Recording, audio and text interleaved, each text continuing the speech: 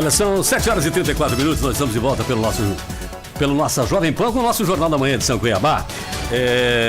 Fala de um ilustre ouvinte nosso, dessa vez ele não me acionou diretamente, mas vou colocar aqui, como não foi para mim, mas mesmo assim é o outro lado, e até porque a gente quer garantir a audiência aqui, né, Wilson? O Wilson Santos andou falando com vocês aí, meninos. Pois não, Wilson é campeão, né?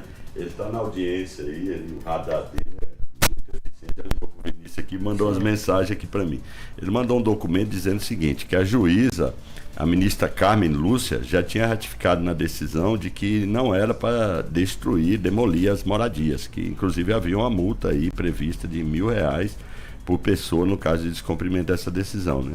Então ele mandou esse documento para dizer que foi uma ilegalidade a destruição dessas casas. E ele fez duas observações, que a moradia popular voltou a ser agenda, foi o que a gente falou aqui, né? E segundo, que a Assembleia Legislativa vai criar uma Câmara Setorial para discutir a moradia popular. A terceira, ele falou, quero você nessa Câmara Setorial. Ele figura demais. Ele tá certo, né? Não, isso aí, valeu, Wilson, obrigado. Eu acho que ele está reforçando a identidade que ele construiu ao longo da vida dele, né? Ao longo da vida, esses assentamentos, eles sempre tiveram a presença do Wilson, além de outros agentes políticos. Muito bem, são 7h36, estamos recebendo então o advogado Rodrigo Belloni, que é especialista em planejamento patrimonial e sucessório. Bom dia, Rodrigo, como vai? Bom dia a todos, bom dia aos ouvintes, bom dia a essa equipe de jornalismo aqui da Jovem Pan. Primeiramente eu quero agradeço pela oportunidade de estar aqui na presença de ícones aí do jornalismo cuiabano e espero poder colaborar aí ainda que minimamente, né, com essa temática aí que a gente se propôs a bater um papo hoje. Olha, eu vou trazer aqui um fato que eu presenciei. Eu tenho um colega de adolescência que está hoje em Sorriso e continuou o negócio do pai dele. Ele era filho único, mas o único filho, mas com uma outra filha, que acabou também no mesmo negócio. Porém, ele acabou de vender a empresa dele, porque os dois filhos dele e da irmã, um virou médico, outro não sei o quê, cada um seguiu seu rumo e ninguém quer saber de entrar nesse negócio e preferiu seguir outro caminho. Ele falou, olha, vou vender enquanto tem preço, já estou com 50 e pouquinho, vou vender enquanto tem preço e não sei nem exatamente o que eu vou fazer, mas é um negócio que não irá continuar e eu estou cansando. E não estou vendo possibilidade disso, de continuar sozinho, porque eu não vou ficar aqui lutando sozinho até falir. Entendi. Até falir, a saúde me impedir de trabalhar e eu queria nesse momento já estar me aposentando, entregando para os filhos e saindo e só ficar resolvendo os problemas maiores, né? E parar de carregar o piano. Mas a gente está assistindo talvez seja algo que está acontecendo em mais áreas, por exemplo, na agricultura familiar, isso é um problema já, não é algo que mereça atenção, já é um problema. Os filhos dos agricultores, dos pequenos agricultores, vêm para a cidade estudar, etc. E não querem ter a vida do pai ou da mãe, ou continuar aquilo, né? Naquilo. Vem para estudar, fazer um concurso público, dar outro rumo, né? Mas tem aí um outro ponto, que é os filhos que já querem tomar conta da empresa e falar, pai, você tá antigo, cara. Seguinte, esse tipo de método que você usa aí, já era. Nós vamos falir desse jeito. Deixa com o filho aqui, deixa que a gente resolve. Como é que você vê todos esses ângulos e como é que você organiza isso para aconselhar pessoas? Bom, eu analiso, né, assim, o planejamento patrimonial sucessório de uma visão assim, um pouco diferente da geral, né? A geral propõe muito uma organização e distribuição de herança, né, de bens. Eu acho que é muito mais do que transferir cotas de empresas, do que transferir propriedades rurais. é preciso assim as famílias se conscientizarem o que é o legado, né? A gente conceitua e diferencia, por exemplo, a herança como conjunto de bens. O legado é algo que vai mais além, é algo que impregna, é algo geracional. Até aproveito um gancho do evangelista David Leonardo, essa semana, que ele tratou da temática herança e legado especificamente. E nos meus estudos, também lendo alguns livros, eu acho que o que é importante para todo o planejamento, nesse caso, eles falaram, os filhos não se interessaram, mas vamos fazer uma retrospectiva lá atrás, né? Os pais, em algum momento, eles decidiram que eles queriam inspirar os filhos, transferir legados, que é princípios, valores, propósito, cultura familiar. E isso sim é geracional e impregna, que faria com que o filho, por exemplo, despertasse o interesse para dar continuidade ao negócio, né? Na verdade, assim, eu acho que não há herança do ponto de vista material que se sustente, que se preserve, né? Que se prolongue, se não houver essa preparação, essa atenção, esse foco para o legado. Esse exemplo que você, né, que você deu do filho, certamente não houve, não há. Pode acontecer também que mesmo que o pai tenha esse foco voltado para transmitir esses valores e princípios, mesmo assim o filho pode, né, lá na frente ter a opção. Mas tudo bem, ele tentou fazer a parte dele. O que a gente não pode descuidar disso, é achar que só a transferência patrimonial vai perpetuar legado, que não vai, né? O mesmo caso, por exemplo, a questão dos produtores rurais. Eu tive o semestre passado no Mato Grosso do Sul, fazendo uma palestra pelo Sicredi, e eu achei interessantíssimo assim, a visão que eles têm do planejamento do que o empresário da cidade, vamos dizer assim, né? O empresário hoje aqui, ele quer economia tributária, que muitas vezes não tem, não é possível garantir isso, embora alguns assegurem isso, né? Ele pensa nisso, economia tributária, economia de gestão. Lá é diferente. Ele pensa, ele não liga muito. E eu tive a oportunidade de entrevistá-los um a um e perguntar: o que o senhor pensa, né? Justamente isso. Ele falou: eu penso em despertar no meu filho interesse para que ele dê continuidade a essa minha atividade. Mas por que ele pensa assim? Ele sabe qual que é a dor dele, né? 20, 30, 40 anos, ele sabe o suor. A atividade agrícola, a gente sabe que é uma atividade eminentemente de risco, né? O risco tem uma tônica maior em qualquer outra atividade empresarial, porque você lida com condições climáticas, né? A economia que oscila muito, né? No preço dos grãos, da produção, custo alto, enfim. E ele não liga tanto para isso, ele liga para isso. Eu quero dar continuidade, eu quero que meu filho tenha um interesse, que dê continuidade a essa atividade, e assim meus netos, porque essa é a atividade da família. Então a minha proposta, assim, né, o meu diálogo sempre, eu reformulei, né? No início da minha capacitação, eu confesso que eu até tinha uma visão, assim, digo que, com todo respeito, rasa, né? E um pouco míope, mas acho que a gente tem que ter um olhar adiante, não é só transferir patrimônio, é tentar transferir legados para que não aconteça isso. Os filhos, não me interesso, eu não quero, né? Por mais que o filho, eu já vi situações que por mais que o filho ele se direcionou para outro caminho, né? Por exemplo, o pai era agricultor, tinha 2 filhos que trabalhavam com ele, o terceiro filho era médico, né? Não quis. Falou: não quero saber. Mas mesmo assim, como o pai fez, eu sempre trago esse exemplo, porque sempre o pai fez um trabalho assim, às vezes sem perceber, sem uma sistemática, mas ele teve esse cuidado de transmitir os princípios e valores que até hoje o filho exerce a medicina, mas está dentro, né, da estrutura que foi criada de planejamento. No caso deles, foi constituída uma holding, né?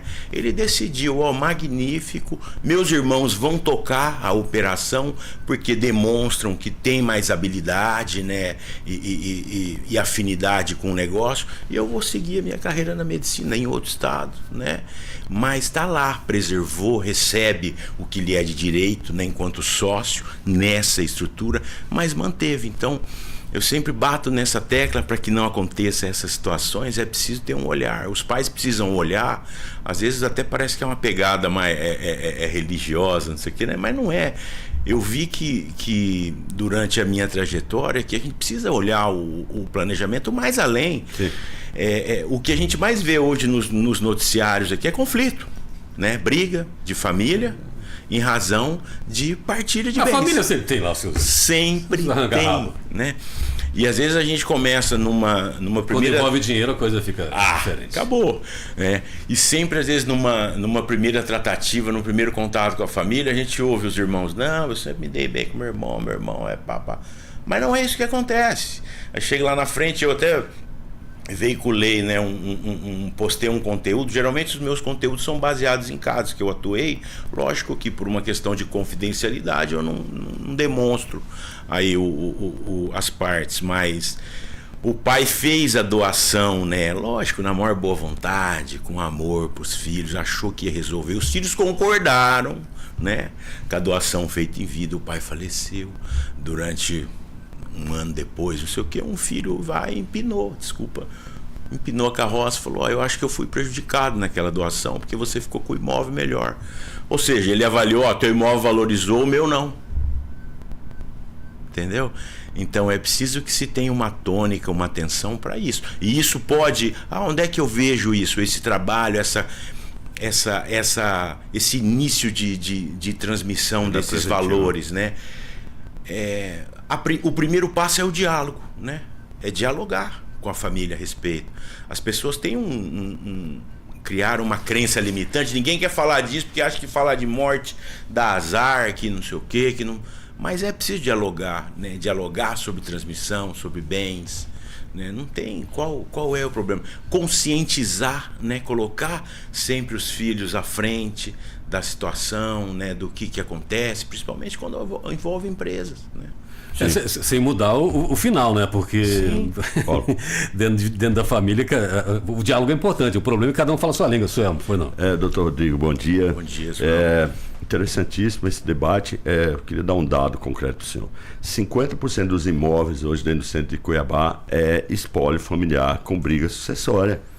Você tem inventários que estão eternamente abertos, que tem 50 pessoas que estão ali relacionadas àqueles imóveis, não se resolve a destinação dele, porque imagina, quanto maior as famílias antigas tinham, isso é um problema de urbano concreto de Cuiabá. Em Curitiba a gente sabe que uma das soluções, e lá em São Paulo, na operação urbana consorciada, que está reocupando a área antiga de Cuiabá, entraram advogados como o senhor para fazer essas mediações. É muito importante sentar e colocar essa turma toda na mesa. Depende de um especialista preparado, né? Então, com certeza, o cara fala: eu sou herdeiro. E nesse país aqui, ninguém vai querer falar assim: vamos falar no inventário. Parece que você já está planejando a morte do seu pai, né? Então, o Brasil é um país muito apaixonado. Eu não quero falar sobre isso. Mas isso na cultura norte-americana é uma coisa muito tranquila. O cara chegou lá 65 anos e já começa, inclusive, a entregar os bens, esse aqui vai para o meu filho, o cara já vai saindo de cena, fica com a parte dele. Então falta cultura nossa para a nossa mentalidade não atrapalha um pouco esse planejamento? Atrapalha. Tanto é que Augusto Cury, eu estou lendo um livro dele, ele diz que pais inteligentes formam sucessores, né? Que ele diz assim, ele traz uma diferença. O herdeiro é aquele que sabe o direito que tem, mas ele não tá nem aí, né, pro propósito, pros valores, princípios da família. Ele quer gastar e exercer o dinheiro dele, isso aí, sem apontar nenhuma razão. Agora, o sucessor não. Já é algo que está impregnado, o cara tem o interesse. Você tocou num ponto interessante, o inventário, né? E primeiro, antes eu digo assim, eu falei, nós temos, né, a oportunidade, a lei nos conferiu a oportunidade, que é o que todo mundo fala, é autonomia da vontade, liberdade. A lei nos dá a liberdade de dar um destino para o nosso patrimônio, lógico, dentro dos limites da lei. Se você não faz, o que vai acontecer? Sucessão convencional, o inventário. Judicialização. O inventário, 99%, para não exagerar, trava, gera conflito, se eterniza na justiça. Eu vi inventário de 10, 15 anos, a família brigando por causa de um trator. O trator já nem funciona. entendeu? Mas o orgulho Aí, funciona. isso. Aí outro ponto que você tocou, hoje todo mundo, a maioria, né, o inventário não é um bom caminho. Não, não é. Mas eu também não vou pintar ele de monstro, né? Porque um ponto interessantíssimo aí que você tocou é o quê? A mediação. Se não fez um planejamento prévio, ok, foi uma opção, uma escolha, se submeteu, a família, né, vai passar por dificuldades com o inventário, pagar altas custas, honorários advocatícios, possibilidade de conflito é grande, vai perder na venda de bens e etc e tal. Mas aconteceu o inventário, é possível ainda, né? Eu ainda tenho essa ideia, né, embutida comigo. Estabeleça então um procedimento de mediação dentro do inventário. Para quê? Mas para quê? Alguns me chamam de romântico, né? Alguns colegas, porque tem uns colegas que gostam, né, muito do contencioso, da briga judicial. Eu já sou mais, né, da solução extrajudicial, porque primeiro porque eu acho que quando você entrega uma causa, um conflito para o judiciário é um terceiro. Ele vai proferir uma decisão que é o papel dele e certamente essa decisão não vai agradar um ou outro, que vai recorrer e vai estender a demanda aí para o segundo grau de jurisdição mais alguns anos, né? Então a mediação ela funciona como um bom instrumento já no inventário. Para quê? Promover, resgatar o diálogo entre as partes. As partes precisam dialogar e quando tem a mediação no meio dessa situação do inventário, são as partes que vão resolver, não o juiz. Isso é importante, porque quando as partes resolvem, a gente tem feito um trabalho, uma pesquisa, é 90% de satisfação, né? Porque um perde aqui, outro ali, flexibiliza, mas resolve, né? Agora, quando você larga para o judiciário, tem perda patrimonial, tem desgaste emocional da família, o conflito que já existia se potencializa, o custo, o patrimônio perece. Você vai gastando para manter inventário. É o trator velho que você É o exemplo do trator, muito bom. Sim, Vinícius. Não, rapidinho, né? Assim, o que eu quero te perguntar, Rodrigo? Primeiro, bom dia, obrigado pela presença. Bom dia, eu que agradeço. Prazer te conhecer aqui. Obrigado por você ter aceito o convite. Eu defendo, quer dizer, uma tributação maior de heranças, né? Aqui no Brasil fica entre 4% e 8%, tem um limite, né? Que o Senado estabelece em 8%. Aqui em Mato Grosso tem 5 faixas, né? Uma isenta e tem que isentar os mais pequenos patrimônios, tem que ser isentos mesmo, né? Z4, né, vai escalando até chegar em 8%. Há países que praticam até 80%, a Bélgica, né? Porque a herança é gerador de desigualdade, né? Você já nasce rico e tal. Mas, enfim, eu quero abordar outro aspecto, né? É uma ditadura, né? Por que eu tenho que seguir a profissão do meu pai, né? Por que eu tenho que administrar a empresa dele, né? Que ele criou, não tem nada a ver comigo, né? Mas tem a questão da gestão de ativos. O que eu quero te perguntar? Tem aquela frase famosa, né? Pai rico, filho nobre, neto pobre, né? Por que os herdeiros têm dificuldade, né? Muita gente fala que é porque eles não sofreram, né? Porque quem ensina mesmo, né? O grande professor da vida é o sofrimento, né? E o herdeiro não sofreu, né? O pai sofreu para acumular aquele patrimônio, né? Igual tem uma brinca com o Bill Gates, né? Que a filha dele é super gastadora e ele não, né? Ele fala, claro, né? O pai dela sou eu, que é o Bill Gates. Meu pai era um advogado lá de Seattle. Acho que deu 1% só para os filhos, né? Exatamente. Então como é que você vê isso na prática, realmente? Por que os herdeiros têm essa dificuldade de manter, né? O ativo, ainda que venda aquela empresa e faça a gestão de ativos, né? Tudo bem? Mas por que os herdeiros têm essa dificuldade de manter o que os outros já acumularam? Cultura. Educação patrimonial. Educação patrimonial, justamente. Mas às vezes falando isso a gente pode alguém possa entender, está atribuindo culpa, né, aos pais pela educação. Não é isso, né? Não é esse o propósito. Mas é questão de cultura, de um processo de educação. Por exemplo, a governança. A governança é um processo de educação, de gestão de ativos, né? Que deixa regras bem claras e definidas sobre a gestão desses ativos, privilegiando, lógico, o diálogo, o entendimento e a conscientização, né, de cada filho sobre isso. Ele, concordo, né, plenamente, ele não é obrigado a seguir, né, a profissão, ele tem liberdade para seguir a dele, mas ele precisa, eu acho, né, que ele como ser humano, ele precisa, alguém tem que inspirar ele, o pai, né, ter alguma referência do pai, né, seja qual valor for, durante essa trajetória de conquista, né, de ativos, de patrimônio. Então a gente tem que, né, ter esse olhar, né, com esse cuidado. A questão da tributação, né? Isso. Causou um alvoroço, né? Reforma tributária e todo mundo veiculando, faça agora o planejamento, a reforma tá aí, colar. Já existe desde 2019, né, um projeto de resolução no Senado, salvo engano é o 57, com o intuito de aumentar a tributação de herança, né? Sob o argumento que o Brasil é o país que menos tributa herança.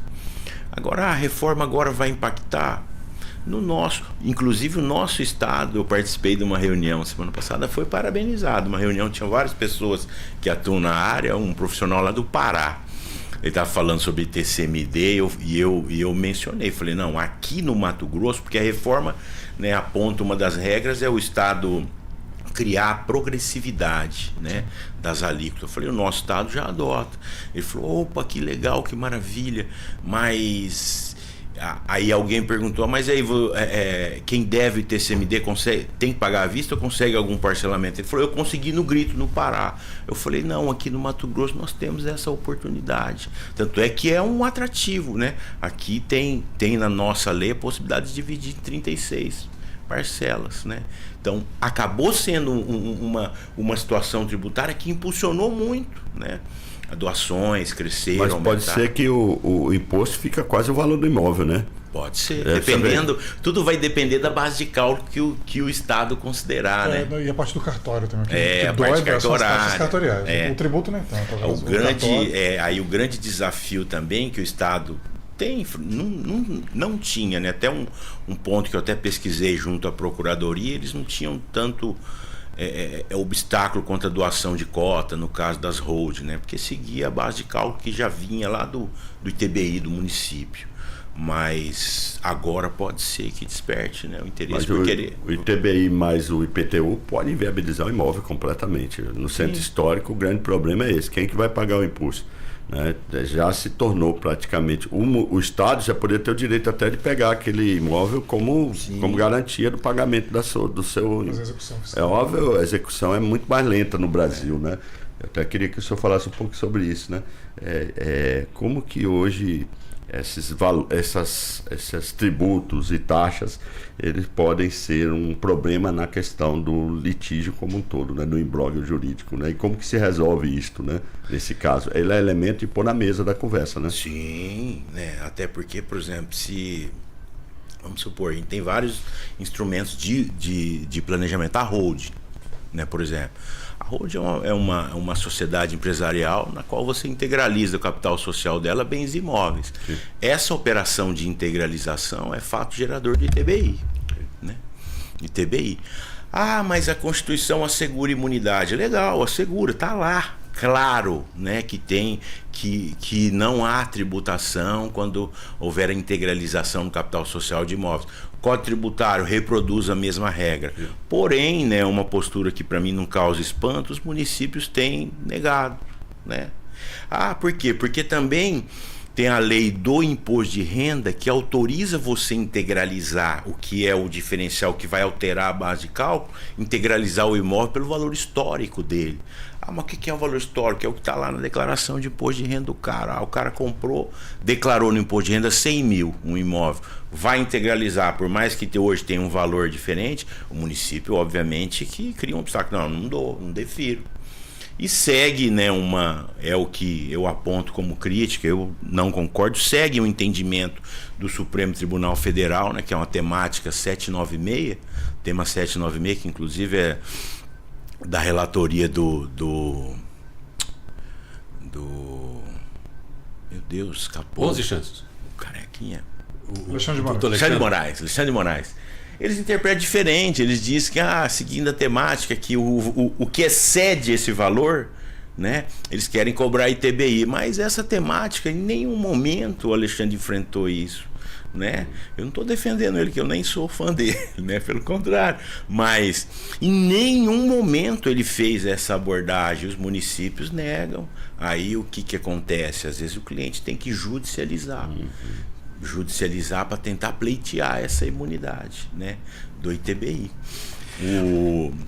Uma situação interessante que envolve o ITBI, Quer dizer, ITBI não, agora vamos para o Estado, para o TCMD, que vai incidir na doação das cotas, se a gente utilizar o instrumento da holding, que é o planejamento. Se não doar as cotas, os filhos vão ter que fazer inventário das cotas, né? Do mesmo jeito que a gente tenta livrar isso, o inventário.